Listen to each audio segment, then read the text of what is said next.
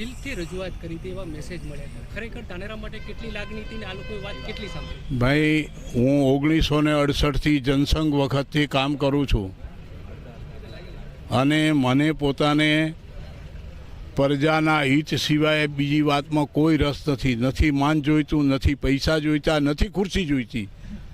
અને હવે તો 75 વર્ષ છે, એમે મારે કંઈ જરૂર નથી. હું તો અને જીવું છું ત્યાં સુધી ભારતીય જનતા પાર્ટીના કાર્યકર તરીકે જ કામ કરીશ. ભારત માતાની જય જ બોલીશ, બીજું મારાથી બોલાશે નહીં. આ હું ખાતરી એમને આપું છું. જે લોકો ભ્રમ રાખે છે ને, અમારા વિશે ખોટી વાત ફેલાવે છે, એ લોકોને કહું છું કે અમે જીવનમાં જે જીવ્યા છીએ એક રંગાને ઉજળા, મનમાં જેને ન હોય બીજી ભાત, એને રંગ ચડાવવાનો કવિએ કહ્યું છે.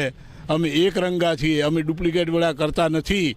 અને મહેરબાની કરીને જે ડુપ્લિકેટ વેળા કરતા હોય, રાજકારણમાં કોઈ હોદ્દા પર બેસી ગયા પછી સમાજ એટલે શું?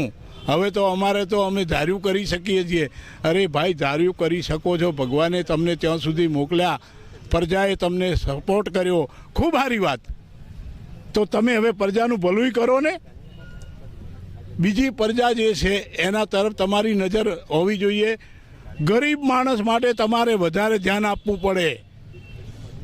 જે તાકાતવાળો સમાજ છે એ સમાજની પણ એ જવાબદારી બને છે કે ગરીબ જે સમાજો છે એમને હાથે રાખે અને એના માટે કામ કરો, ત્યારે તમારું જાહેર જીવન ઉજળું બને છે.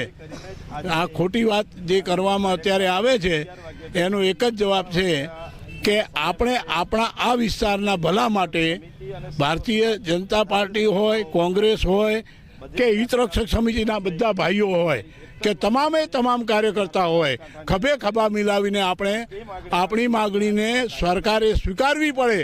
એ રીતે આંદોલન ઊભા કરવા પડે તો કરવા, અને આપણું જે ધાનેરા છે બનાસકાંઠામાં રહેવું જ જોઈએ, એના માટેનો આ કાર્યક્રમ છે. બસ.